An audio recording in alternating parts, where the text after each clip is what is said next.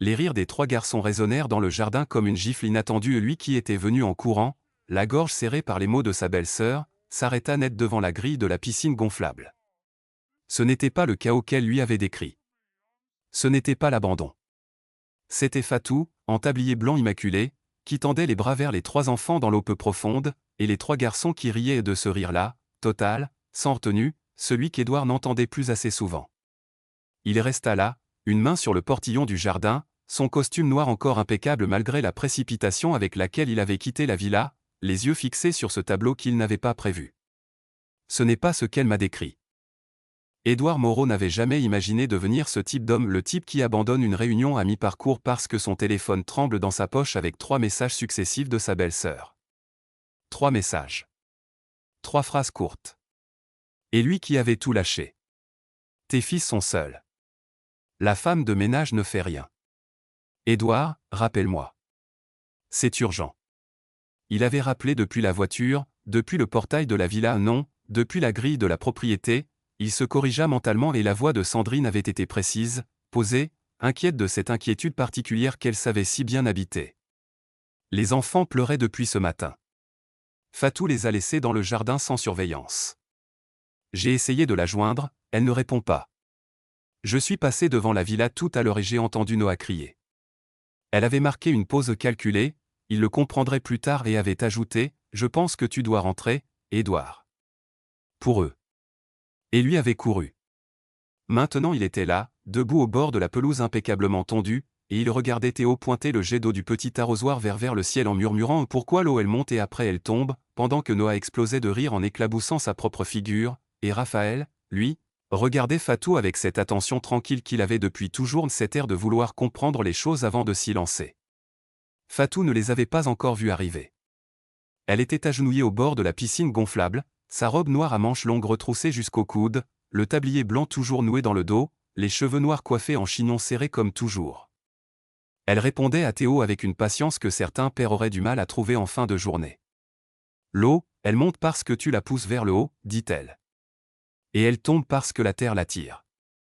Comme toi quand tu sautes tu montes, et après tu reviens. Même moi la terre m'attire? Tout le monde. Même moi. Théo considéra cette information avec le sérieux d'un petit garçon de 3 ans qui venait de résoudre un mystère de l'univers. Puis il leva les yeux et vit son père. Papa. Les deux autres se retournèrent. Noah fut le premier à se lever, trébuchant dans l'eau peu profonde avec une joie totale et désordonnée. Papa. Piscine. Regarde. Raphaël, lui, ne bougea pas tout de suite. Il regarda son père. Puis Fatou. Puis son père encore. Avec ces yeux-là qui ne rataient jamais rien. Fatou se redressa rapidement, s'essuyant les mains sur le côté du tablier, et quelque chose dans son regard changea, pas de la peur, pas tout à fait. Quelque chose de plus mesuré. Une vigilance. Monsieur Moreau. Je ne vous attendais pas avant ce soir. Non, dit-il. Moi non plus. Sa voix était plus froide qu'il ne l'avait voulu. Il le sentit dans l'air entre eux, dans la façon dont Fatou redressa les épaules imperceptiblement. Il n'était pas fier de ce froid-là, mais il était là, posé entre eux comme quelque chose qu'il ne savait pas encore ramasser. Noah avait réussi à sortir de la piscine et lui agrippait maintenant le bas du pantalon de son costume avec des mains mouillées. Édouard baissa les yeux sur lui et sur ce visage levé, radieux, sans aucune trace des larmes que Sandrine lui avait décrites. « Tu joues avec nous » demanda Noah. « Pas maintenant, mon grand. » Il s'accroupit malgré tout, prit le visage de Noah entre ses paumes. Sec. Chaud. Heureux. Il tendit ensuite une main vers Théo qui arrivait en trottinant, et Raphaël resta dans la piscine, les bras sur le bord gonflable, à les observer tous les deux avec cette expression que le petit garçon de 3 ans n'aurait pas dû déjà savoir faire. Ils vont bien, pensa Édouard. Ils vont parfaitement bien. Et cette pensée, au lieu de le soulager complètement, installa en lui quelque chose d'autre, quelque chose qui ressemblait à de la confusion d'abord, et qui allait devenir, dans les heures qui suivraient, quelque chose de beaucoup plus sombre. Il se redressa. Fatou attendait, les mains jointes devant le tablier blanc, le dos droit. « Tout s'est bien passé aujourd'hui » demanda-t-il, et il entendit lui-même la méfiance dans sa voix, cette légère distance qui n'aurait pas dû être là, qui venait directement des mots de Sandrine dans son oreille. « Oui, monsieur. » Nous avons déjeuné à midi, fait la sieste jusqu'à 14 heures, et depuis 1 heure nous sommes dans le jardin. Théo a voulu la piscine gonflable depuis ce matin. Pourquoi piscine, dit Théo depuis ses genoux, pour confirmer. Il n'y a pas eu de problème? Insista Édouard. Fatou le regarda. Pas longtemps, juste assez pour qu'il comprenne qu'elle avait entendu ce qu'il y avait vraiment dans la question. Non, monsieur. Aucun problème. Édouard se pencha légèrement. Il sortit le téléphone sur lequel Sandrine lui avait envoyé un message de la poche intérieure de sa veste et regarda brièvement l'écran. Il n'y avait pas de nouvelles notifications. Il remit son téléphone dans sa poche. « Je vais me changer », dit-il d'une voix calme.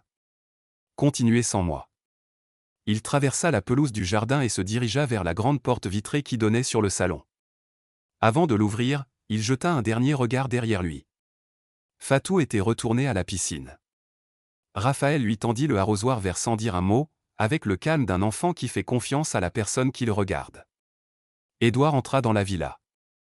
À l'intérieur, il fut accueilli par un silence caractéristique de la maison. Ce n'était pas le vide d'un lieu abandonné, mais le silence paisible d'une maison française régulièrement habitée. Le salon était bien rangé. Les coussins du canapé gris étaient bien rangés. Sur la table basse, dans un petit vase, il y avait 3 belles fleurs à 3 branches cueillies dans le jardin, une pour chaque enfant. Il était conscient de tout, conscient de la délicatesse de Fatou. Il s'arrêta au milieu du salon. Sandrine lui avait dit que la maison était en désordre. Il tourna la tête vers la cuisine.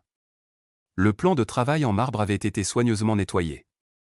Il traversa le couloir vers la chambre des enfants. Les lits avaient été faits avec une grande minutie, les jouets qui traînaient par terre avaient été rangés dans des boîtes, la fenêtre avait été laissée entr'ouverte pour laisser entrer la chaleur de midi. Elle avait dit qu'il n'y avait personne avec les enfants. Abandonné. Édouard s'était vu un instant de l'extérieur l'homme immobile dans le couloir de sa propre maison, vêtu d'un costume soigneusement repassé, trouvant un ordre méticuleux dans le désordre qui lui avait été décrit, ne trouvant que du soin là où il cherchait de la négligence. Cette situation créait un étrange malaise. Cela aurait dû être réconfortant, mais ce n'était pas le cas. Il retourna dans le salon et s'assit sur le canapé. Il pouvait voir le jardin depuis la fenêtre, la grande piscine gonflable scintillait au soleil, 3 silhouettes bougeaient dans l'eau. Fatou tenait Noah sous les aisselles et lui faisait faire des cercles, le petit garçon riait aux éclats. Théo avait pris le tuyau d'arrosage et versait soigneusement de l'eau au bord de la piscine, observant les traces laissées par l'eau sur le plastique. Raphaël regardait son père à travers la vitre. Édouard ne détourna pas le regard. « Que m'avait dit Sandrine ?» Il sortit son téléphone de sa poche. Il relut les messages reçus.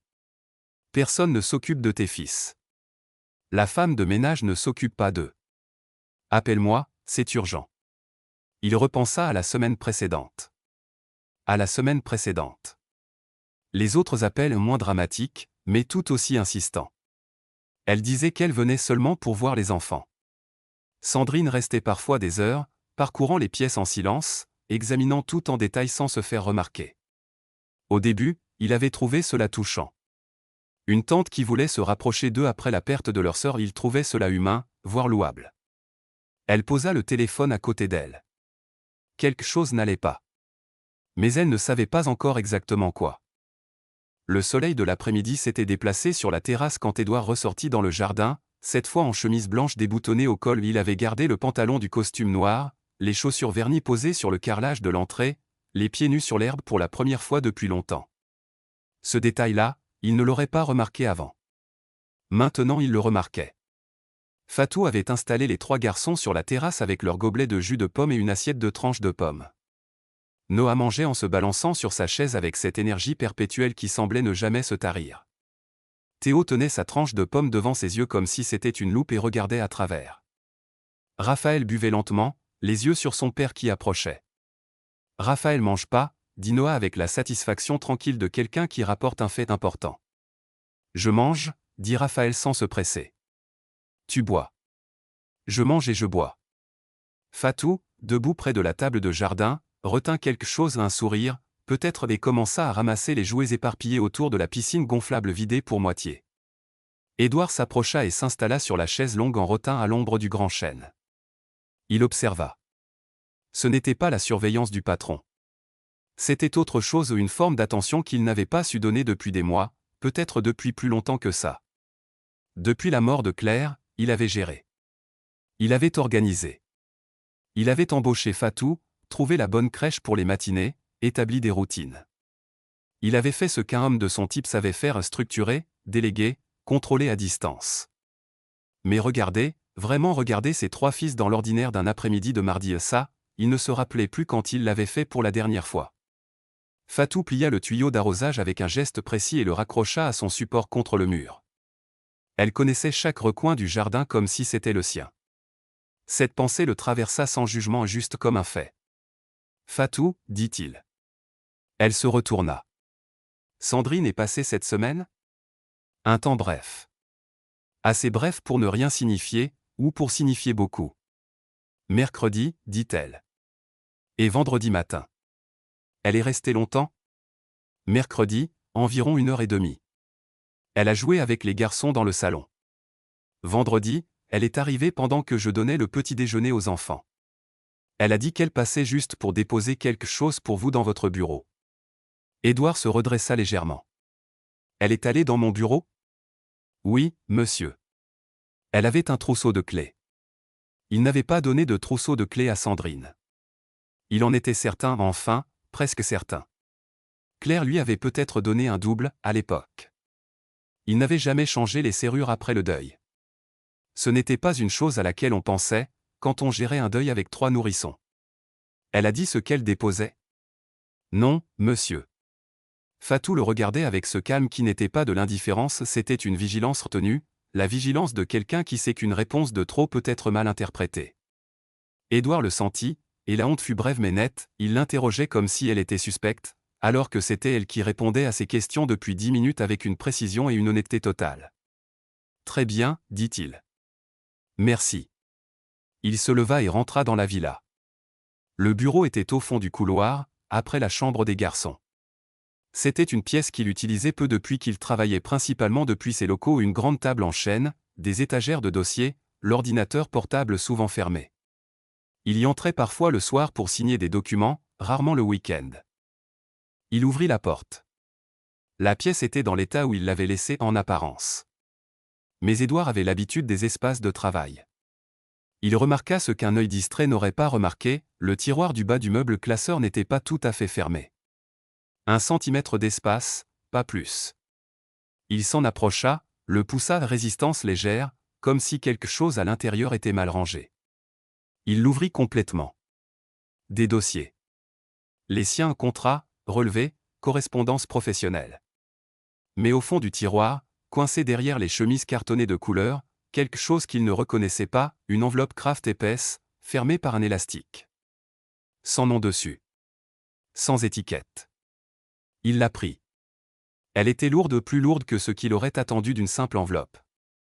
Il retourna dans le salon avec elle, s'assit à la table, l'enveloppe posée devant lui. Par la baie vitrée, il entendit les rires des garçons revenir depuis le jardin. Fatou leur avait proposé de remettre un peu d'eau dans la piscine, il entendit le bruit du tuyau d'arrosage. Il posa les 2 mains à plat sur la table, de chaque côté de l'enveloppe. Il ne l'ouvrit pas encore. Quelque chose dans lui résistait à cette résistance particulière qu'on ressent avant une information qu'on ne pourra plus désapprendre. Comme si ouvrir cette enveloppe allait changer quelque chose de définitif dans la façon dont il regardait les mois passés. Il se leva. Il rangea l'enveloppe dans le tiroir du salon, sous les magazines qu'il ne lisait jamais. Il ressortit dans le jardin. Noah lui sauta dessus depuis le bord de la terrasse. Édouard l'attrapa de justesse, le hissa contre lui, sentit la chaleur de ce petit corps mouillé contre sa chemise blanche. Papa reste, demanda Noah contre son épaule. Papa reste, dit-il. Et pour la première fois depuis des mois, il ne regarda pas son téléphone. Le lendemain matin, Édouard était à son bureau de la villa, le vrai bureau, celui du fond du couloir, quand Fatou frappa doucement à la porte ouverte. Elle tenait un chiffon à la main, un spray de nettoyage dans l'autre. Les garçons étaient à la crèche jusqu'à midi. Je peux nettoyer, monsieur? Si ça ne vous dérange pas, je commence par ici ce matin. Entrez, dit-il sans lever les yeux de l'écran. Il travaillait depuis 7 heures, les épaules tendues, l'enveloppe au fond du tiroir du salon qui n'avait pas cessé de peser dans sa pensée depuis la veille. Il avait essayé de la traiter comme une chose banale, un document déposé par Sandrine, probablement anodin, probablement une photo de Claire ou quelque chose de sentimental. Il avait essayé. Il n'y avait pas réussi. Fatou nettoyait les étagères avec méthode. Elle avait cette façon de travailler qui ne produisait aucun bruit inutile, chaque geste comptait, rien n'était agité pour l'effet. Édouard la regarda une seconde dans le reflet de son écran éteint. Il pensa à ce qu'elle lui avait dit la veille. Vendredi, elle est allée dans votre bureau. Elle avait un trousseau de clés. Il pensa à la semaine d'avant à Sandrine qui était restée juste 5 minutes et s'était attardée 40. Sandrine qui avait demandé à voir comment Fatou gérait les routines du soir, comme si ça la concernait. Sandrine qui avait dit, il y a peut-être 6 semaines, d'un ton parfaitement naturel, tu ne penses pas que les garçons auraient besoin d'une présence plus stable? Une figure maternelle permanente? Il avait répondu que les garçons allaient bien. Elle avait souri et changé de sujet. Il ouvrit son téléphone. Chercha dans ses anciens messages. Il y en avait beaucoup, Sandrine lui écrivait souvent, des messages courts, des nouvelles des garçons quand elle passait, des questions sur ses déplacements professionnels. En les relisant tous d'un coup, il vit quelque chose qu'il n'avait pas vu message par message, une accumulation.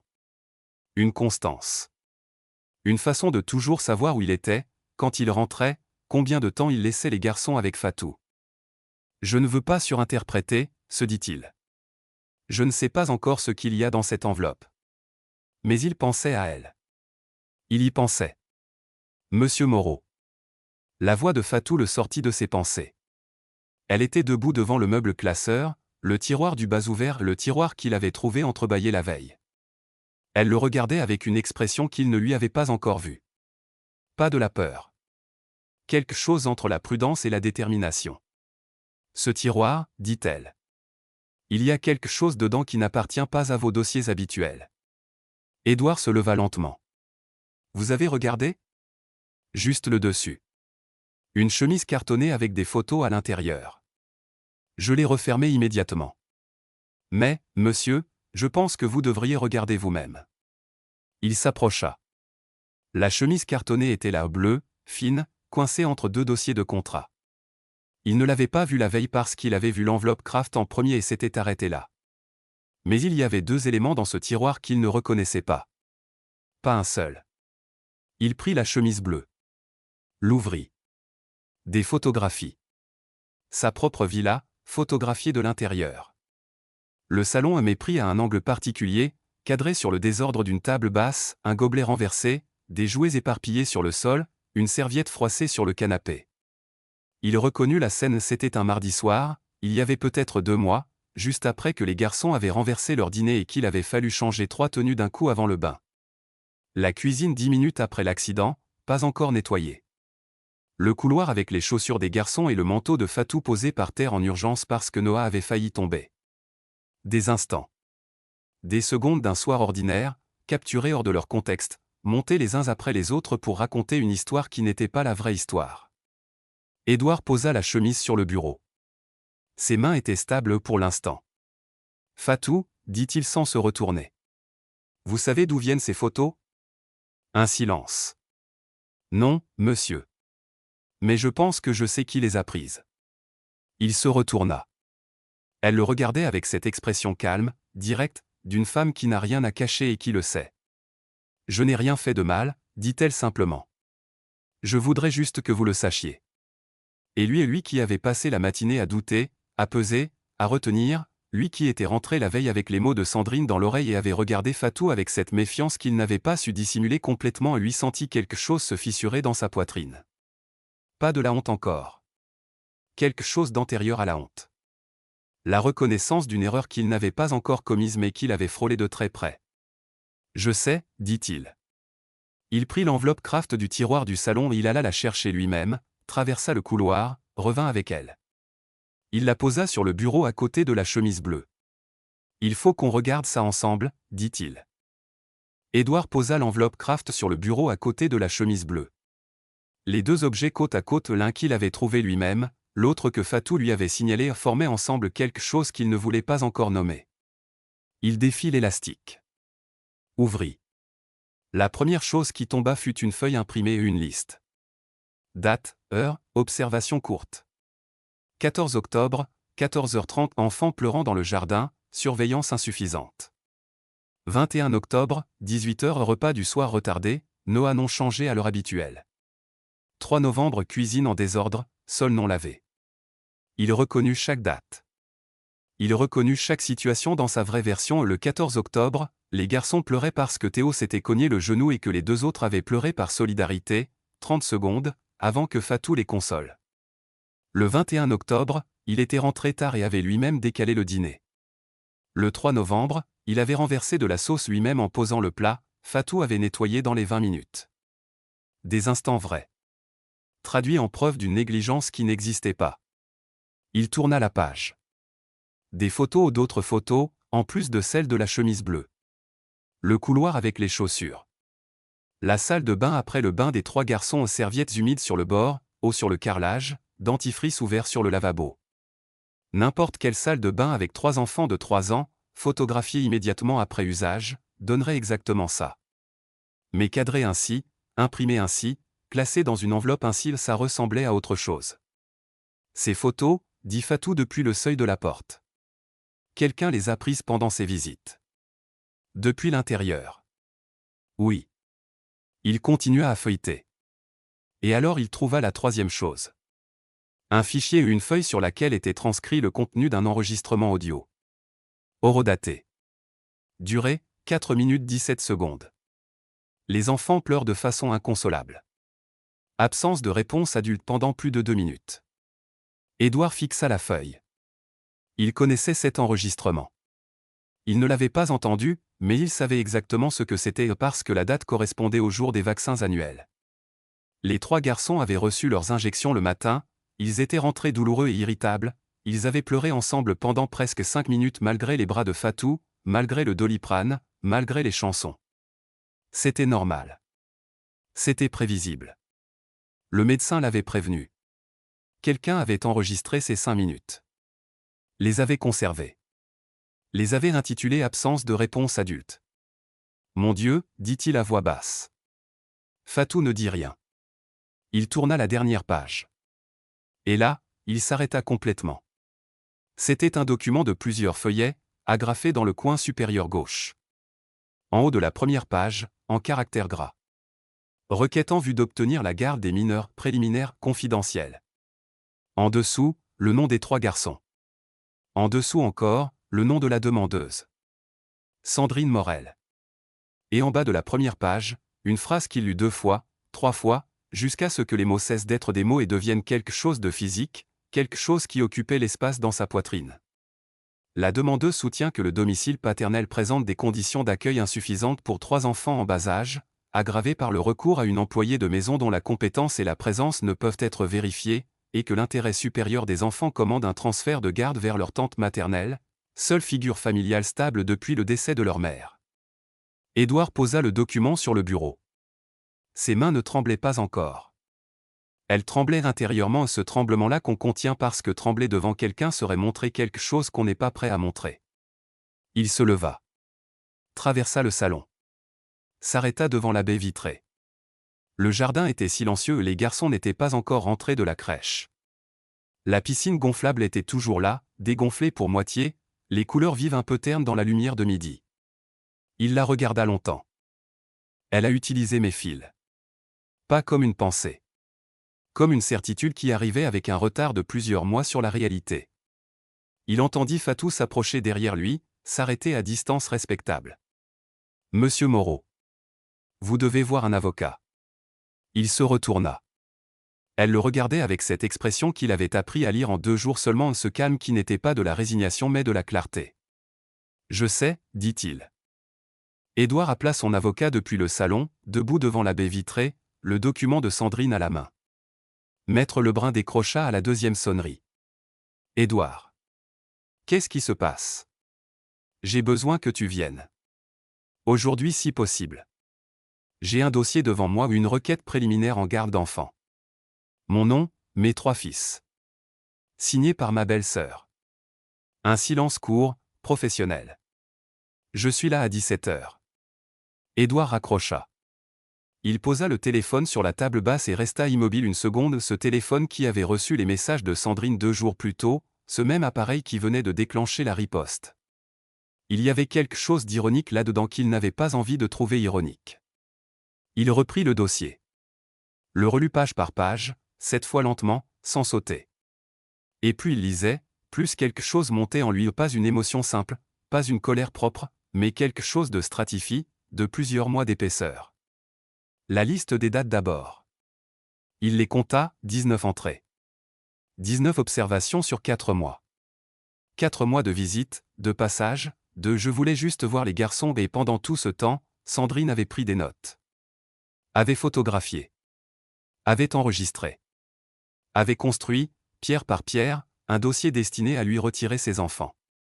Il tourna une page. La section intitulée Éléments attestant de l'inadaptation de l'employé de maison lui prit un temps plus long.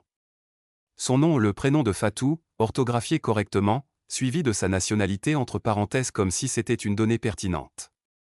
Ses horaires listés comme des preuves d'absence. Une phrase qui indiquait que l'attachement excessif des enfants à l'employé suggère un déficit de présence parentale et une confusion des rôles au sein du foyer. Il relut cette phrase. L'attachement excessif. Raphaël qui lui tendait l'arrosoir vers sans rien dire.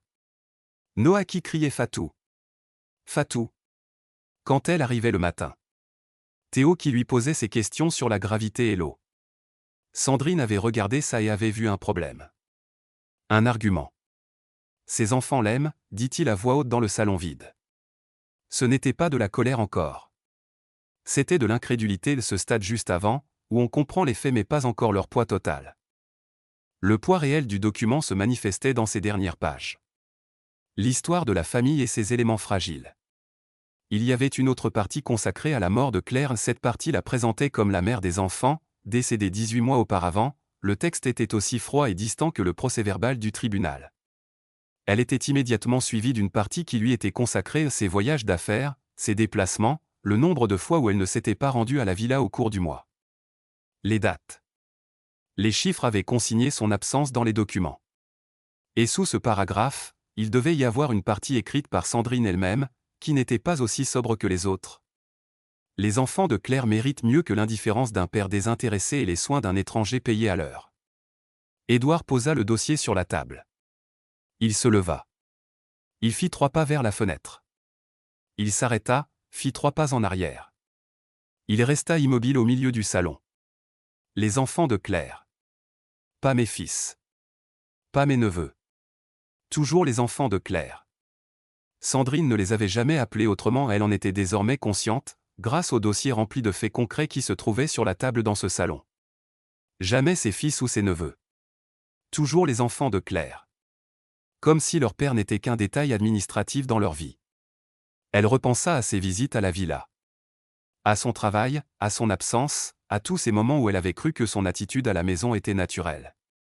À tous ces moments où Claire avait accepté sa présence comme une médiation, voire comme quelque chose de touchant, voire d'important pour elle, mais sans connaître tous les secrets qui se cachaient derrière. Elle aurait dû s'en rendre compte, se dit-elle. Comment n'ai-je pas remarqué cela pendant des mois?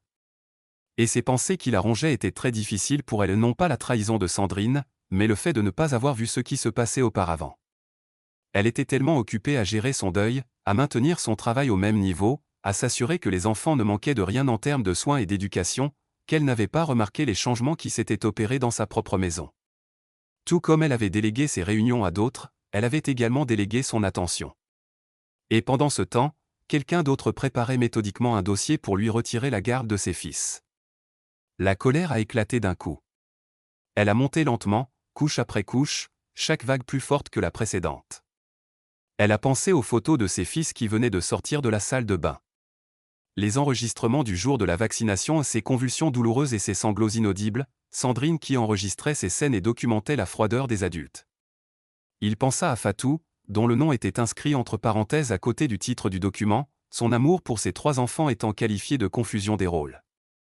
Elle retourna au bureau. Elle prit son téléphone. Elle appela Maître Lebrun une deuxième fois. « Pouvez-vous venir à 15 h au lieu de 17 h? J'annule un rendez-vous. » 15 h. Il raccrocha. Il regarda autour de lui, le salon bien rangé, les fleurs sur la table basse, la lumière de l'après-midi qui frappait le parquet.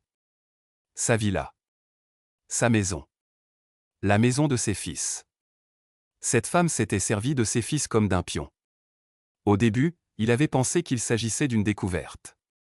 Maintenant, c'était une certitude physique, quelque chose qu'elle portait sur ses épaules, dans sa mâchoire, dans ses mains qui ne savaient que faire. Fatou apparut dans l'embrasure de la porte du couloir. « Les enfants rentreront dans 1 heure, dit-elle. Je sais. Fatou, je veux que tu saches que ce qui est écrit dans ce document n'a aucune réalité pour moi. Aucune réalité. » Il la regarda un instant. « Merci, monsieur. Ce n'est pas suffisant comme remerciement. Mais c'est tout ce que j'ai pour l'instant. » Elle hocha la tête et disparut dans le couloir. Édouard se rassit, prit une feuille blanche et un stylo et commença à écrire tout ce qui pouvait contredire le dossier de Sandrine, de manière méthodique, comme il le pouvait alors que tout le reste était en désordre. Les rapports du pédiatre. Les évaluations de la crèche. Les témoignages potentiels. Il avait pris lui-même des photos et des vidéos des enfants ces derniers mois, Noah courant dans le jardin, Théo construisant une tour, Raphaël dormant, serrant son ours en peluche contre sa poitrine. Des enfants heureux. Des enfants aimés. Des preuves de la vie réelle, pas des moments volés et tronqués. Maître Lebrun arriva à 15h pile. Édouard lui ouvrit la porte, l'invita à entrer dans le salon et posa le dossier sur la table. L'avocat examina le dossier en silence pendant 7 minutes. Édouard attendit debout. « C'est un dossier lourd, dit finalement Lebrun. 4 mois de préparation, des preuves visuelles et auditives. Avait-il un avocat ou a-t-il fait cela tout seul? Je ne sais pas encore. Nous le saurons. » Il leva les yeux. « Et toi, qu'as-tu en main? » Tout, répondit Édouard. Le pédiatre qui suit les enfants depuis leur naissance. La directrice de la crèche. Les évaluations trimestrielles. Et une femme qui s'occupe de mes enfants avec compétence et amour depuis 18 mois, rien dans ce dossier ne peut effacer ces traces. Lebrun prit son stylo. Alors on commence. Les 3 semaines qui suivirent eurent la texture particulière des choses qu'on traverse sans vraiment les vivre. Édouard signait des documents, répondait aux questions de Lebrun, fournissait des preuves, et entre tout ça il rentrait le soir dans la villa et regardait ses fils dîner, se disputer pour le dernier morceau de pain, rire de rien, et il pensait, tout ça pour ça. Tout ce temps perdu à ne pas regarder. Maître Lebrun avait travaillé vite. Le dossier de la défense était solide. Le docteur Fontaine, pédiatre des garçons depuis leur naissance, avait fourni 3 rapports détaillés attestant de leur développement physique et psychologique normal. La directrice de la crèche, Madame Ozet, avait rédigé une évaluation de 2 pages sur l'équilibre émotionnel des 3 enfants. Et Fatou avait accepté sans hésiter de témoigner, avec cette même expression calme qu'elle avait eue le jour du dossier. « Vous n'avez pas à faire ça, lui avait dit Édouard. »« Je sais, avait-elle répondu. C'est pour ça que je le fais. » Le jour de la confrontation, Édouard appela Sandrine depuis le salon de la villa. « J'ai besoin que tu passes cet après-midi. C'est important. » Un silence. « Les garçons vont bien? » Les garçons vont très bien. C'est toi que je veux voir. 16h. Elle arriva à 16h05 ponctuelle dans son imponctualité calculée, manteau beige, sac en cuir, cette façon d'entrer dans la villa comme si elle y avait des droits anciens. Édouard l'attendait dans le salon. Le dossier était posé sur la table basse, face retournée. « Tu veux boire quelque chose ?» demanda-t-il. « Non merci. » Elle s'assit en face de lui, croisa les jambes. « Tu semblais sérieux au téléphone. » Je l'étais. Il retourna le dossier. Elle regarda. 1 seconde, 2 secondes. Quelque chose traversa son visage, pas de la surprise totale, juste le recalibrage de quelqu'un qui réalise que le moment redouté est arrivé plus tôt que prévu. « Où tu as trouvé ça? » Dans mon bureau. Là où tu l'avais laissé. Édouard, laisse-moi t'expliquer. 19 dates, dit-il. 4 mois. Des photos de ma salle de bain. Un enregistrement du jour des vaccins des garçons que tu as intitulé « Absence de réponse adulte ». Il marqua une pause. Tu étais là ce jour-là.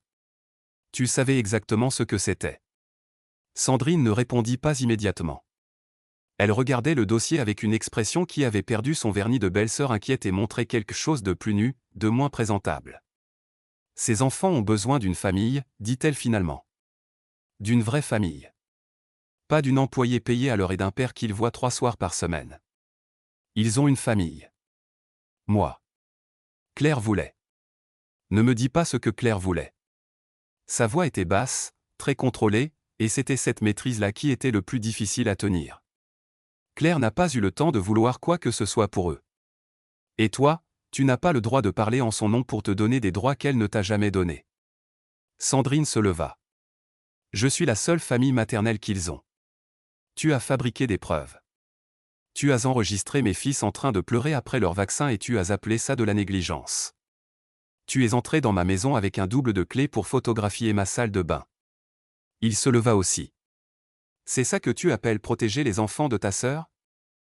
Elle ouvrit la bouche. La referma. Quelque chose s'effondra dans son visage, pas de la culpabilité, pas encore, mais l'épuisement de quelqu'un qui a porté une conviction fausse très longtemps et qui commence à sentir son poids réel. Quand elle parla, sa voix avait changé de registre. Ils sont tout ce qu'il me reste d'elle. Édouard la regarda. Il entendit ces mots. Il les reçut pas avec de la tendresse, mais avec quelque chose qui ressemblait à de la compréhension froide. Il voyait ce qu'il y avait dedans, la perte, la douleur, la sœur morte trop tôt. Il voyait tout ça. Et il voyait aussi que cette douleur réelle avait produit quelque chose d'inadmissible. Je sais ce que tu as perdu, dit-il. Mais tu ne peux pas prendre mes fils pour remplacer ce que tu as perdu. Et tu ne peux pas détruire la vie d'une femme honnête pour y arriver. Il alla jusqu'à la porte du salon et l'ouvrit. Mon avocat t'enverra les documents cette semaine. Et Sandrine, je veux les clés. Toutes. Elle posa le trousseau sur la table basse sans un mot. Elle prit son sac. Elle sortit. Édouard ferma la porte. S'y adossa une seconde. Par la baie vitrée, il voyait le jardin, le grand chêne, la terrasse, la piscine gonflable rangée contre le mur depuis quelques jours. Il la regarda longtemps. Le jugement fut rendu 5 semaines plus tard. Maître Lebrun appela depuis le salon de la villa. Édouard avait insisté pour que l'appel se fasse là, dans cette pièce, et nulle part ailleurs. La requête est rejetée, dit Lebrun. Intégralement. Le juge a noté l'absence de fondement réel des éléments présentés et a relevé plusieurs irrégularités dans leur constitution. Il y a une mention explicite dans le jugement sur le caractère fabriqué des preuves audio. Édouard s'assit sur le canapé. C'est fini? C'est fini. Elle ne peut pas représenter cette demande. Et si elle tente quoi que ce soit d'autre, on a maintenant un précédent. Il raccrocha. Dans la chambre des garçons, il entendait Fatou qui lisait une histoire à voix haute, la voix de Théo qui interrompait toutes les 2 phrases pour demander pourquoi, celle de Noah qui répétait les derniers mots de chaque phrase comme un écho joyeux, et Raphaël qui ne disait rien mais dont il imaginait les yeux grands ouverts dans le noir. Il alla jusqu'à la porte entr'ouverte. S'arrêta sur le seuil.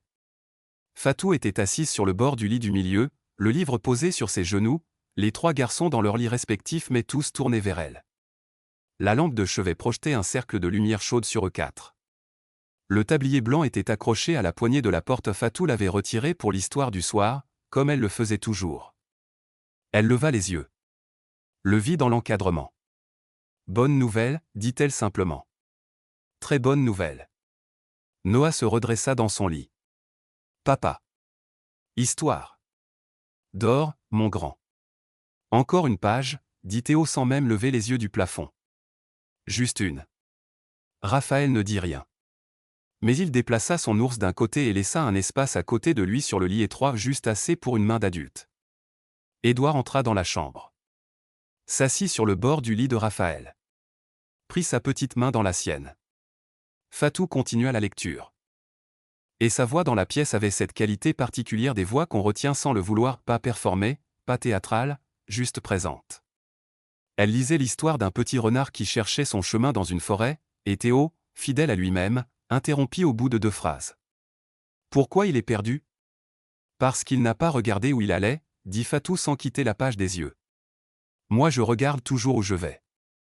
Je sais, dit-elle. C'est pour ça que toi tu ne te perds pas. Théo parut satisfait de cette réponse et se recoucha. Noah avait déjà les yeux mi-clos, la joue écrasée contre l'oreiller, un bras pendant hors du lit dans une position qui semblait inconfortable mais ne l'était manifestement pas.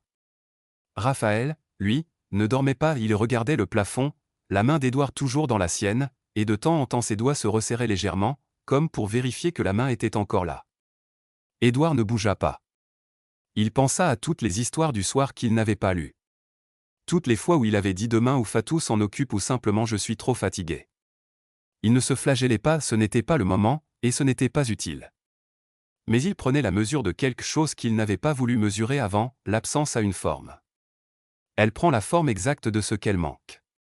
Et ce soir, dans cette chambre, il voyait la forme de toutes ces absences dans les petits gestes de Fatou, la façon dont elle tournait les pages sans bruit, dont elle savait s'arrêter exactement à la bonne phrase pour laisser l'imagination travailler, dont elle avait posé une main sur le pied de Noah à travers la couverture sans interrompre sa lecture. Cette femme simple avait créé un monde pour ses fils là où lui n'avait créé que de l'absence. La phrase lui traversa l'esprit avec une netteté qui n'était pas confortable. Mais il la laissa passer sans la chasser parce qu'elle était vraie, et parce que les vérités inconfortables sont les seules qui changent quelque chose. Fatou ferma le livre. Les 3 garçons dormaient, Noah depuis 5 minutes, Théo depuis 2, et Raphaël venait juste de lâcher la main d'Édouard dans le relâchement particulier du sommeil qui arrive. Fatou se leva sans bruit, raccrocha son tablier blanc à la poignée, et se dirigea vers la porte. Édouard la suivit dans le couloir. Il referma doucement la porte de la chambre derrière lui. Ils restèrent un moment dans le couloir, l'un en face de l'autre, dans cette lumière tamisée que la villa avait le soir, une lumière qui rendait les choses un peu plus nettes, paradoxalement, comme si le silence et la demi-obscurité obligeaient à voir ce qu'on évitait de jour. « Fatou, dit-il. Je dois vous dire quelque chose. » Elle attendit. « Quand Sandrine m'a appelé il y a 3 semaines. Quand je suis rentré. » Il marqua une pause, chercha ses mots sans les trouver préfabriqués, dut les construire un par un. J'ai regardé vos garçons dans le jardin et pendant une fraction de seconde, j'ai cherché la preuve qu'elle avait raison. J'ai cherché le désordre, la négligence. Pas parce que je vous faisais confiance ou que je ne vous faisais pas confiance, mais parce que j'avais entendu sa voix avant d'avoir regardé avec mes propres yeux. Fatou ne dit rien. Je n'aurais pas dû, dit-il. Vous méritez de travailler dans une maison où on vous fait confiance d'emblée. Pas où on vérifie après coup. Je suis désolé. Un silence. Pas un silence gêné, un silence habité, le genre dans lequel les gens réfléchissent vraiment avant de parler. Vous avez regardé, dit-elle finalement. Et vous avez vu. Elle haussa légèrement les épaules. Ce n'est pas tout le monde qui fait ça. Ce n'est pas suffisant. Non. Mais c'est un début. Il y avait dans sa façon de dire ça quelque chose qui n'était pas de la condescendance et pas non plus de la magnanimité forcée, juste l'évaluation honnête d'une femme qui savait exactement où elle en était et qui n'avait pas besoin qu'on la rassure pour ça. Édouard le reçut comme tel. « Je vais augmenter votre salaire, dit-il. Pas pour ce qui s'est passé. Parce que ce que vous faites pour eux n'a pas de prix et que je vous ai sous-payé depuis le début. On peut en parler demain, dit-elle avec ce même calme. Ce soir c'est suffisant. » Elle prit son sac posé sur la console du couloir, dit bonsoir d'un geste de la tête, et sortit par la porte de service qui donnait sur le côté de la villa. Édouard entendit ses pas sur le gravier du jardin, puis le silence. Il retourna dans le salon. S'assit sur le canapé dans le noir, sans allumer. Par la baie vitrée, le jardin était bleu et immobile sous la nuit, le grand chêne, la terrasse, et contre le mur la piscine gonflable repliée sur elle-même, petite masse de plastique coloré qui attendait le lendemain. Il la regarda longtemps. Il pensa à Sandrine, pas avec de la colère s'était dissipée quelque part entre le jugement et l'histoire du soir. Il pensa à elle avec quelque chose de plus triste et de plus définitif, une porte fermée. Elle avait perdu sa sœur et avait cherché à combler cette perte d'une façon qui avait failli tout détruire autour d'elle. Il comprenait la perte. Il ne pouvait pas pardonner le reste, pas maintenant, peut-être jamais. Mais il ne portait plus sa colère comme quelque chose de chaud. Elle s'était refroidie en quelque chose de solide, de posé, qu'il pouvait laisser là sans s'en encombrer davantage. Il pensa à ses fils. À Théo qui voulait comprendre pourquoi l'eau montait avant de tomber. À Noah qui riait avant même que la chose drôle arrive, par anticipation pure du bonheur. À Raphaël qui avait desserré sa main dans le sommeil mais l'avait tenue jusqu'au bout. Ils vont bien, pensa-t-il. Ils vont parce que quelqu'un les a tenus quand je ne pouvais pas. Il n'alluma pas la lumière. Il resta là encore un moment, dans le salon de sa villa, dans le silence de ses 3 fils endormis, et pour la première fois depuis très longtemps il ne pensa pas à ce qu'il fallait gérer demain. Le lendemain matin, Édouard se leva avant les garçons. Ce n'était pas une habitude, d'habitude il se levait en même temps que son téléphone, répondait au premier message avant même d'avoir les pieds sur le sol, descendait dans la cuisine avec l'esprit déjà ailleurs. Mais ce matin-là il se leva, enfila un jean et une chemise simple, et descendit dans le jardin avec 2 tasses de café, une pour lui, une pour Fatou qui arrivait toujours à 7h30. Il était 7h25 quand il entendit le portillon de service s'ouvrir. Fatou s'arrêta net en le voyant debout sur la terrasse. Elle regarda les 2 tasses. Elle ne dit rien mais quelque chose dans son visage s'ajusta légèrement, pas de la surprise, plutôt la reconnaissance d'un changement de régime. « Vous n'étiez pas obligé, dit-elle. Je sais. Venez. » Ils s'assirent à la table de jardin, dans la lumière blanche du matin, et burent leur café sans beaucoup parler. C'était un silence différent de ceux qu'ils avaient partagés jusqu'ici, pas le silence de l'employeur et de l'employé, pas le silence de la méfiance ou de la prudence. Juste 2 personnes dans un jardin, tôt le matin, avant que le reste commence. « Je vais changer mes horaires, dit Édouard après un moment. Réduire les déplacements autant que possible. Être là pour le dîner, pas parfois. Régulièrement. » Fatou tint sa tasse des 2 mains. « Les garçons vont être contents. Moi aussi, dit-il. C'est pour ça que je le fais. » Une première à dire ça simplement, sans en faire un sacrifice ou une décision d'entreprise. Juste, moi aussi. Il remarqua la différence. Fatou aussi, il le sentit. Dans la chambre au-dessus, il entendit Noah qui commençait à bouger, ce bruit caractéristique de quelqu'un de 3 ans qui se lève en tombant à moitié du lit, suivi du bruit de ses pieds nus sur le parquet, puis la porte, puis les escaliers à toute vitesse. « Fatou !» cria Noah depuis le couloir intérieur avant même d'avoir ouvert la porte vitrée de la terrasse. « Dehors, répondit-elle. La porte s'ouvrit. Noah apparut en pyjama, les cheveux dans tous les sens, et courut vers elle avec cette certitude totale d'être attendu. Elle le reçut contre elle, le hissa sur ses genoux, et Noah regarda son père avec l'air de quelqu'un qui trouve la situation parfaitement normale et n'en demande pas plus d'explications. « Papa aussi il a du café ? » « Papa aussi. Moi je veux du jus. »« Tu attendras que tes frères se lèvent, dit Fatou. »« Pourquoi ? » ?»« Parce que le jus, c'est ensemble. » Noah considéra cette règle, trouva qu'elle était acceptable, et s'installa confortablement sur les genoux de Fatou en regardant le jardin avec la sérénité d'un homme qui a réglé ses affaires pour la matinée. Édouard les regarda, son fils en pyjama sur les genoux de cette femme en robe noire et tablier blanc, dans son jardin, dans la lumière du matin. Il pensa à ce que Sandrine avait écrit dans son document, « L'attachement excessif des enfants à l'employé suggère un déficit de présence parentale. » Il pensa, non. Ça suggère qu'elle fait bien son travail. Et que mes fils savent reconnaître quelqu'un qui les aime. Il but son café. Dans les semaines qui suivirent, Maître Lebrun lui parla d'une chose à laquelle Édouard n'avait pas pensé, une initiative, pas une obligation, juste une possibilité. « Tu as des ressources, » dit Lebrun depuis le canapé du salon où il travaillait encore parfois le soir.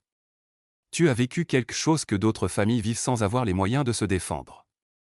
Des pères, des mères, qui reçoivent des demandes de garde abusive et n'ont pas les moyens de payer un avocat, de constituer un dossier, de comprendre même leurs droits. » Il marqua une pause.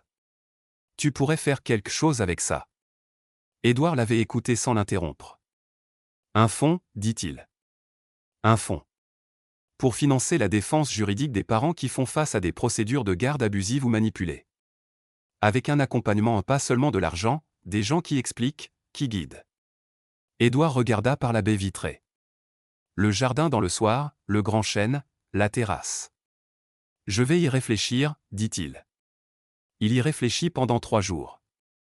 Le 4e, il rappela Lebrun et lui dit « On commence. » Ce fut Fatou qui suggéra le nom sans le savoir, sans le vouloir, simplement en répondant à une question de Théo un soir dans le jardin. Théo avait demandé pourquoi les arbres ne tombaient pas même quand il y avait du vent, et Fatou avait dit « Parce qu'ils ont des racines profondes. Plus les racines sont profondes, plus l'arbre tient. » Édouard, qui lisait sur la terrasse, avait levé les yeux. Racine. Le fonds s'appela Fondation Racine. Il fut créé 4 mois après le jugement, avec un capital initial de 200 000 €. Maître Lebrun en assura la direction juridique. Édouard en fut le président fondateur. Et la première famille aidée fut une mère seule de Lyon qui faisait face à une demande de garde abusive de la part de son ex-beau-père, une situation qui ressemblait à la sienne dans sa mécanique, différente dans ses détails, identique dans son injustice. 1 an plus tard. Le jardin de la villa résonnait à nouveau de rire mais différemment de l'année précédente. différemment de ce premier jour où Édouard était rentré en courant avec les mots de Sandrine dans l'oreille.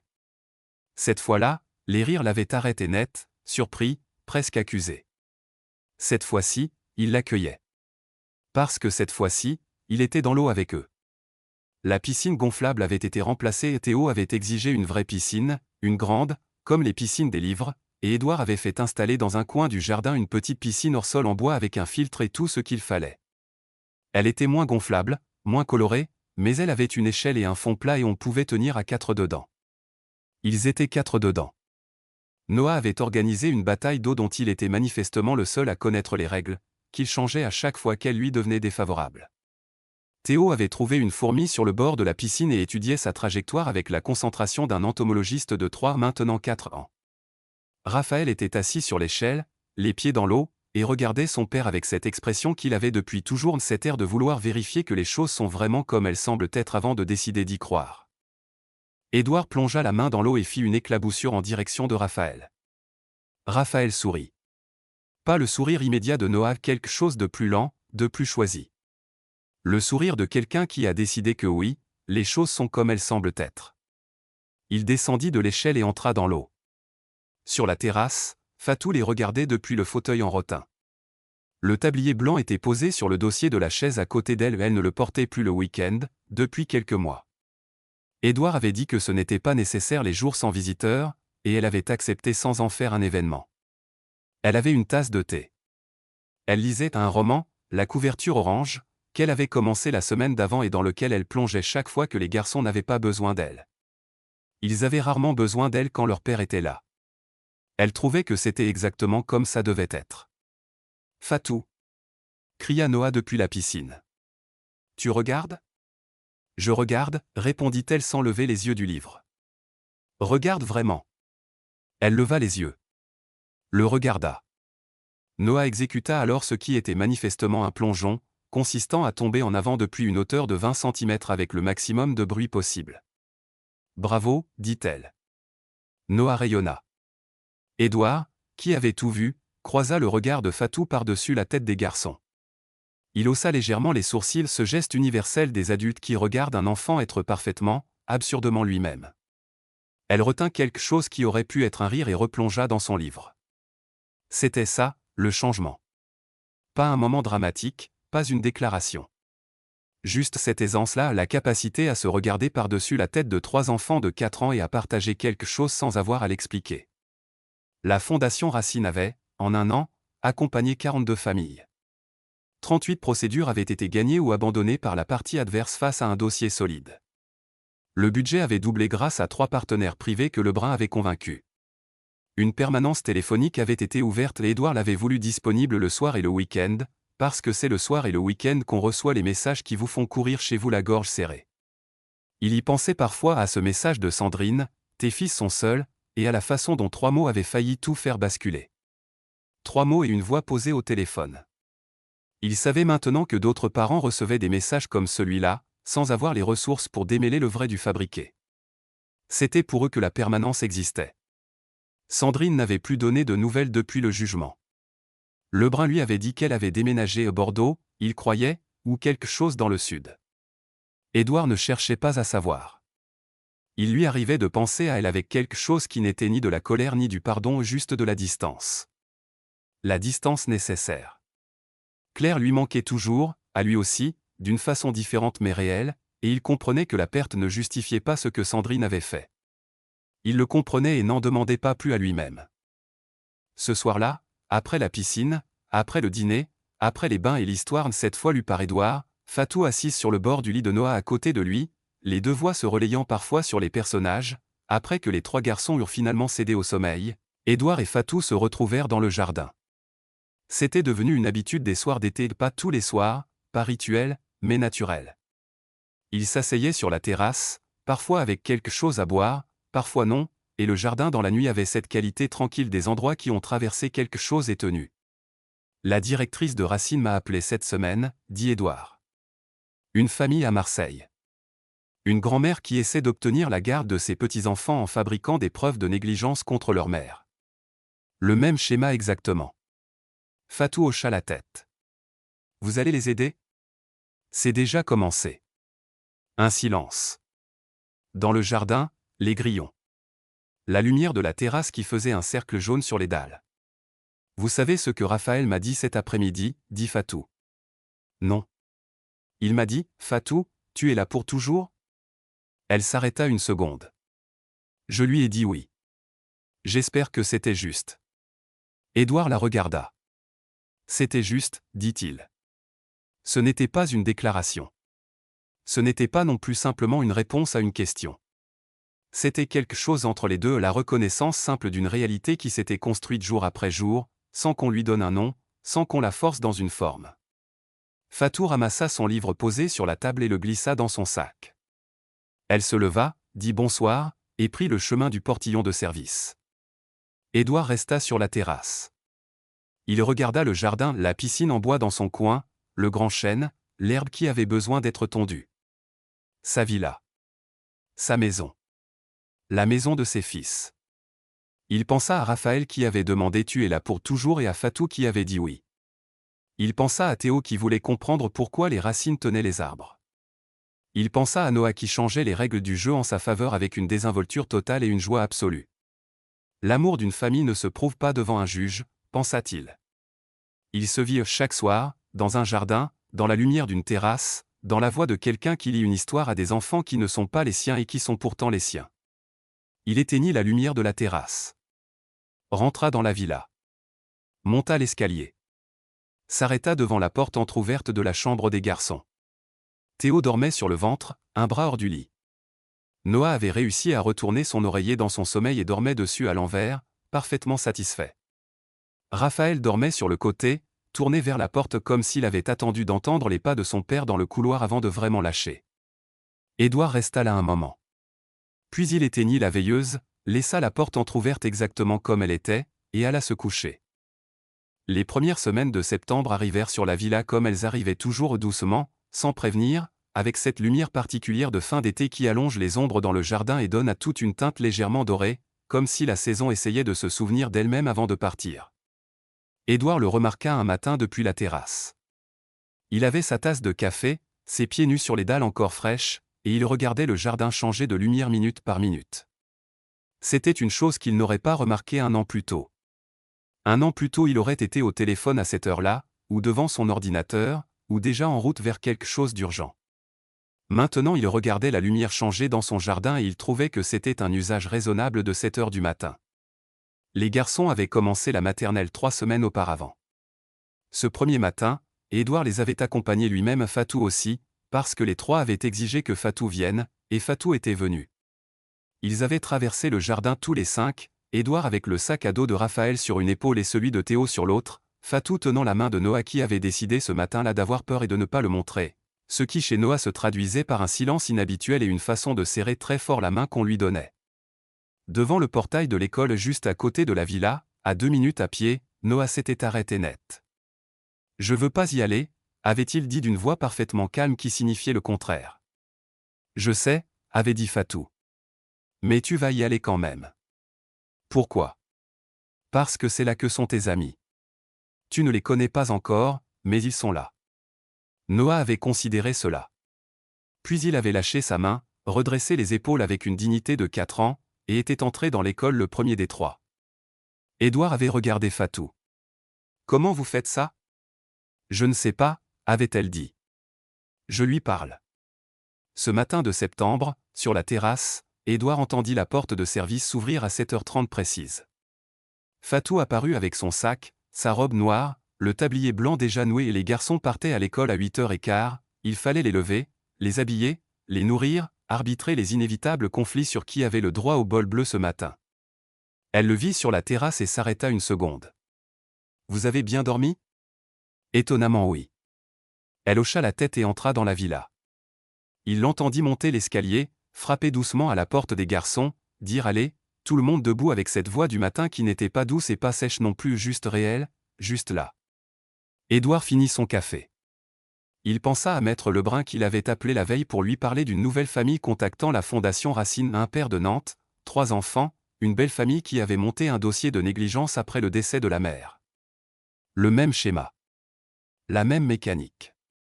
Lebrun lui avait dit que les demandes augmentaient pas parce que les situations empiraient, mais parce que la fondation commençait à être connue, parce que les gens savaient maintenant qu'il existait un endroit où aller. 42 familles en un an. Le chiffre était monté à 57 en comptant les dossiers ouverts ce mois-ci. Lebrun avait suggéré d'embaucher une deuxième juriste. Édouard avait dit oui sans hésiter. Il entendit depuis l'intérieur la voix de Noah « Je veux le bol bleu » puis celle de Théo « C'est mon bol bleu à moi » puis le silence particulier qui précédait l'intervention de Fatou, et puis la voix de Fatou qui disait simplement « Il y a un bol rouge et un bol vert. Choisissez. » Puis le silence d'une décision prise. Édouard sourit dans sa tasse vide. Ce soir-là, après l'école et le goûter et les devoirs parce qu'il y avait déjà des devoirs, de petites choses à colorier ou à découper, que Théo prenait avec un sérieux d'adulte et Noah avec une créativité qui dépassait largement les consignes, Édouard s'installa dans le salon avec un dossier. Fatou donnait le bain au garçon à l'étage.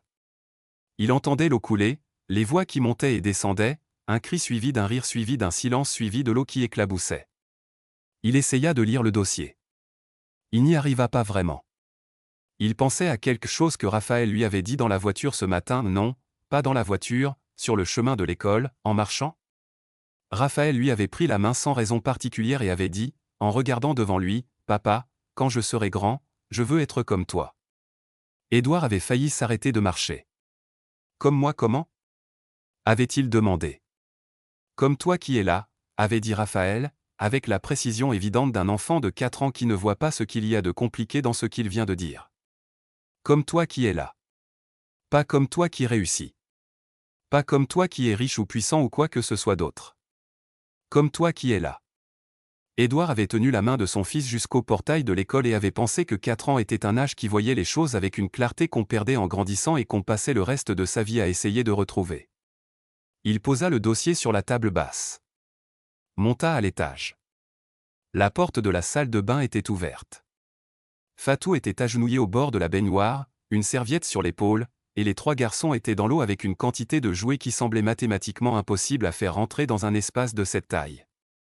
Théo avait un petit arrosoir, le même geste que dans la piscine gonflable, un an plus tôt, l'arrosoir vers le ciel et la question sur la gravité. Noah avait un bateau en plastique rouge qu'il faisait percuter contre tout ce qui était à portée. Raphaël était assis dans un coin de la baignoire, les genoux contre la poitrine, et regardait ses frères avec l'air de quelqu'un qui choisit d'observer plutôt que de participer mais qui n'en perd pas une miette. Il vit son père dans l'encadrement et leva la main en un petit geste, pas un signe, juste une reconnaissance. « Je t'ai vu. Tu es là. Tu veux les sortir » dit Fatou sans se retourner, parce qu'elle avait entendu ses pas dans le couloir. Oui. Elle lui passa la serviette et se leva. Édouard prit sa place au bord de la baignoire. Noah fut le premier sorti et il cria en sortant de l'eau comme si c'était une performance sportive, fut enveloppé dans la serviette, se débattit pour être libre, réussit à s'échapper à moitié sec dans le couloir en criant « Je cours !» et courut effectivement, en pyjama à moitié enfilé, jusqu'à sa chambre.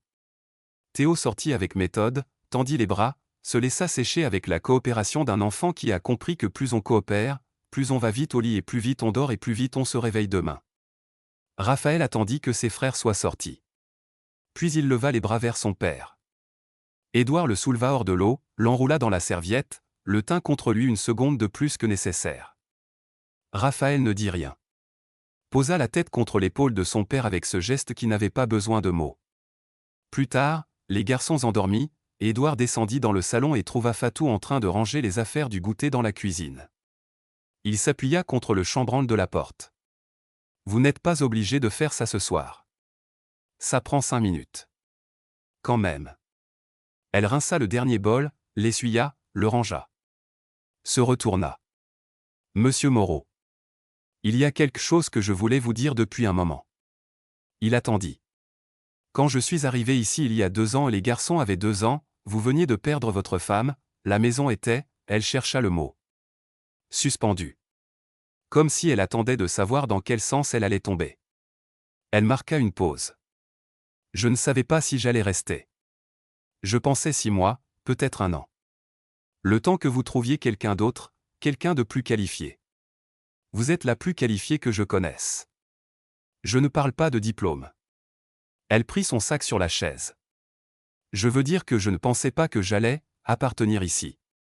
Ce n'est pas un mot qu'on utilise dans ce métier. On est là, on fait le travail, on repart. Édouard n'a pas dit un mot. Raphaël m'a demandé hier si j'avais une famille, a-t-il dit. Je lui ai répondu que j'avais une sœur, 2 neveux et une mère qui vivaient loin. Il a réfléchi, puis m'a dit que désormais, c'était nous, sa famille. Il l'a dit sans exagération, d'un seul souffle. Il ne faisait que raconter un événement auquel il avait réfléchi toute la journée, et maintenant, avant de partir, il laissait la cuisine impeccable, comme d'habitude.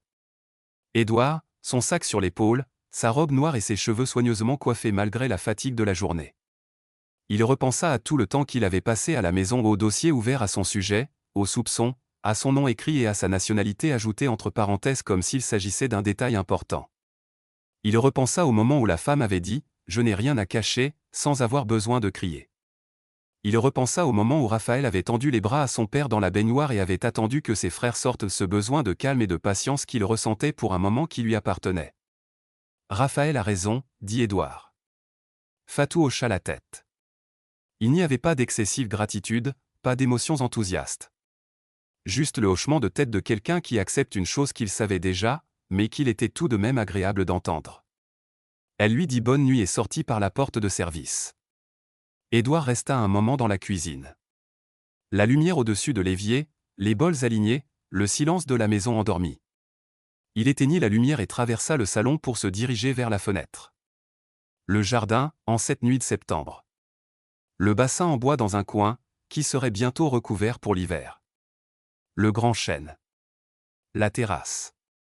Et au milieu de tout cela, il y avait quelque chose qui ressemblait à une vie pas parfaite, pas simple, pas comme il l'avait prévu, mais réelle, debout et dans la bonne direction. Il pensa à la Fondation Racine. 57 familles. Un deuxième avocat qui commencerait à travailler le mois prochain.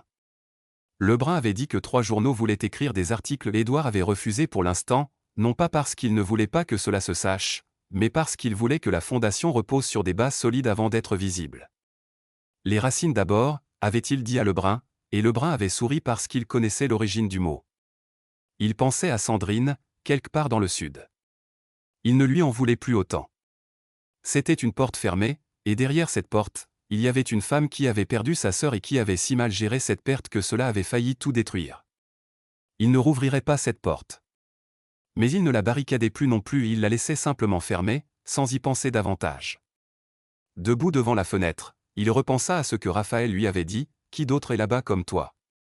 Il avait fallu beaucoup de choses pour en arriver là. Un message de Sandrine. Un retour précipité. Une piscine gonflable dans le jardin. Une enveloppe Kraft dans le tiroir. Un avocat sur le canapé. Une décision prise dans une salle qu'il n'avait pas vue. Et une femme en blouse blanche qui, alors que tout s'écroulait et se reconstruisait autour d'elle, continuait à lire des histoires et à répondre sérieusement aux questions. L'amour familial ne se prouve pas devant un juge. Ils se virent chaque matin dans le jardin, chaque soir dans la baignoire, chaque nuit devant une porte entr'ouverte, en écoutant respirer l'être aimé. Elle éteignit la lumière du salon. Elle monta les escaliers. Elle s'arrêta devant la chambre de ses fils. La porte était entr'ouverte, exactement comme elle l'avait laissée. Elle ne l'ouvrit pas davantage. Elle se contenta d'écouter, 3 respirations différentes et reconnaissables dans l'obscurité, les siennes. Puis elle alla se coucher. Le lendemain matin, c'était samedi. Le samedi, la maison avait une atmosphère particulière, calme, plus horizontale, comme si les murs de pierre et les grandes fenêtres passaient eux aussi leur week-end. Pas de crèche, pas d'école, pas d'horaire à respecter. Seulement le matin qui arrivait à son rythme et les enfants qui se levaient quand ils se réveillaient. Ce jour-là, Théo fut le premier à se lever. Édouard l'entendit depuis sa chambre, des pas légers mais déterminés dans le couloir, une brève hésitation devant la porte, puis le silence d'un enfant de 4 ans pris dans une décision importante. La porte s'entr'ouvrit doucement, comme si Théo croyait qu'une porte qui s'ouvre lentement fait moins de bruit. « Papa. Tu dors ? » ?»« Non. »« Pourquoi le soleil entre-t-il par cette fenêtre et pas par l'autre ?» Édouard ouvrit les yeux. La lumière du matin filtrait effectivement à travers la fenêtre donnant sur le jardin et formait un rectangle net et précis sur le parquet. « Parce que le soleil se lève à l'est, » répondit-il. « Et cette fenêtre donne à l'est. » »« Où elle est ? » ?»« De ce côté-ci. » « Du côté du jardin. » Théo réfléchit à cela devant la porte, et il était évident que cette réponse soulevait de nouvelles questions. Puis il traversa la pièce, grimpa sur le lit avec l'agilité désordonnée d'un enfant de 4 ans et se blottit sans hésiter contre son père. « Qu'est-ce qu'on fait aujourd'hui ? On verra. On peut aller dans le jardin ? Oui. Il y a une piscine ? Il fait encore assez chaud ? Théo réfléchit sérieusement à cette question météorologique. Oui, dit-il d'un ton convaincu. Édouard, dans le silence du matin, sourit à son fils qui observait à ses côtés le rectangle de soleil sur le parquet et qui, dans 30 secondes, allait lui demander pourquoi le soleil bougeait, ne bougeait pas ou faisait semblant de bouger. Pourquoi le rectangle se déplace-t-il ? Demanda Théo. Parce que la Terre tourne. Il y eut un silence. Comme l'eau dans l'arrosoir ? Non. C'est différent. Mais c'est la même idée, tout bouge, tout change de place, tout le temps. Théo hocha la tête, enregistrant cette information dans un coin précis de son cerveau pour y revenir plus tard. Puis Noah apparut dans l'embrasure de la porte, sans aucune délicatesse, poussant la porte à fond, ses pieds martelant le parquet. « Papa. Théo est là. » Comme s'il s'agissait d'une information urgente. « Je suis là aussi. » Je comprends. Noah sauta sur le lit et littéralement, il ne put sauter aussi loin qu'il l'aurait voulu, mais il réussit tout de même à se tenir debout sur le lit avec une impulsion et un enthousiasme miraculeux. Il s'assit de l'autre côté d'Édouard, avec la satisfaction de quelqu'un qui a accompli quelque chose d'important. Raphaël arriva en dernier. Il poussa doucement la porte, s'arrêta sur le seuil et observa la scène, son père dans le lit, ses 2 frères de chaque côté, le soleil sur le parquet, un samedi matin. Raphaël observa tout, avec ses yeux qui contrôlent tout avant de prendre une décision. Puis il traversa la pièce et grimpa sur le lit à côté de Théo. Ils restèrent là tous les 4 pendant un moment, Édouard et ses 3 fils dans la lumière du matin, sans programme, sans urgence, sans téléphone qui vibrait dans leur poche. Noah parlait déjà, racontait quelque chose à propos d'un rêve ou d'une idée, la frontière entre les deux n'étant pas toujours claire chez lui. Théo écoutait à moitié, observant le rectangle de soleil qui se déplaçait légèrement sur le parquet. Raphaël ne disait rien et semblait n'en avoir pas besoin. Édouard pensa, voilà.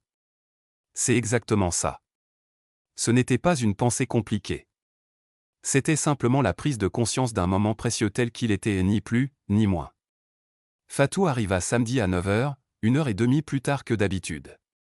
Édouard avait convenu de 7h avec elle 2 mois auparavant, car il avait besoin de temps pour lui le week-end et pouvait s'occuper du petit déjeuner de ses 3 enfants de 4 ans sans surveillance. C'était vrai, il l'avait prouvé, même si le résultat était parfois créatif, sous forme de miettes par terre. En entrant dans la cuisine, il a vu que les 3 enfants étaient habillés enfin, Noah avait mis son t-shirt à l'envers, mais cela ne le dérangeait pas et Édouard lavait les bols du petit déjeuner avec une efficacité raisonnable. « Tu as bien dormi ?» a-t-il demandé en posant son sac. « Très bien. On va dans le jardin ce matin. » Théo a décidé que la piscine était encore de saison. Il a vérifié la météo ? À sa façon. Fatou regarda Théo qui était déjà à la baie vitrée, les 2 mains à plat sur le verre, inspectant le jardin du matin avec l'air d'un général qui évalue le terrain. « Il fait chaud », confirma Théo sans se retourner. « Très bien, dit Fatou. Mais on mange d'abord. » J'ai déjà mangé. Je parlais de moi. Théo se retourna, surpris par cette logique, puis la trouva acceptable et hocha la tête. Édouard laissa Fatou avec sa tasse de thé et ses 3 garçons qui attendaient le jardin avec une patience variable infinie chez Raphaël, calculée chez Théo, inexistante chez Noah qui avait déjà ouvert la baie vitrée et posé un pied dehors en attendant l'autorisation officielle. Il alla dans son bureau. Ouvrit son ordinateur. Il avait un message de Lebrun, la 2e juriste de la Fondation Racine commençait lundi, et il y avait 3 nouveaux dossiers à examiner cette semaine. Il répondit en 10 lignes, ferma l'ordinateur.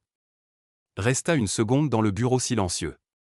Ce bureau où Fatou avait trouvé la chemise bleue. Ce tiroir qu'il n'avait pas tout à fait fermé ce soir-là. Il pensa à tout ce qui avait commencé dans cette pièce, pas la trahison de Sandrine, ça avait commencé bien avant, mais la fin de cette trahison, le moment où les choses avaient commencé à se retourner vers quelque chose de juste. Il se leva et retourna dans le jardin. Les 3 garçons étaient déjà dans la piscine, Fatou avait ôté le couvercle, vérifié l'eau, autorisé l'entrée dans l'ordre et la dignité, ce qui signifiait que Noah était entré en courant et en criant et que les 2 autres avaient suivi à leur rythme. Édouard s'assit sur la terrasse, le soleil de septembre sur les épaules, et les regarda. Fatou vint s'asseoir à côté de lui. Ils regardèrent les garçons en silence un moment. Noah avait déjà éclaboussé Théo. Théo étudiait la surface de l'eau avec un intérêt scientifique. Raphaël faisait des petits cercles avec ses bras pour voir ce que l'eau faisait autour d'eux. La fondation, dit Fatou. Ça avance ? 57 familles. Une nouvelle juriste lundi. Lebrun pense qu'on va doubler d'ici la fin de l'année. Elle hocha la tête. C'est bien ce que vous faites. C'est ce que j'aurais voulu que quelqu'un fasse pour moi, dit-il simplement. Alors je le fais pour les autres. Le soleil était pleinement levé maintenant sur le jardin. Le grand chêne projetait son ombre sur le côté de la terrasse. L'eau de la piscine brillait.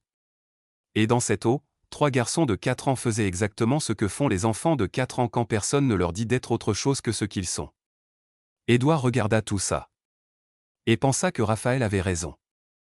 Être là, juste là, vraiment là, c'était la chose la plus difficile et la plus simple qu'il ait jamais apprise. Si cette histoire vous a touché, dites-nous ce que vous avez ressenti, partagez-la avec quelqu'un de spécial et abonnez-vous pour continuer à vivre des histoires qui touchent le cœur.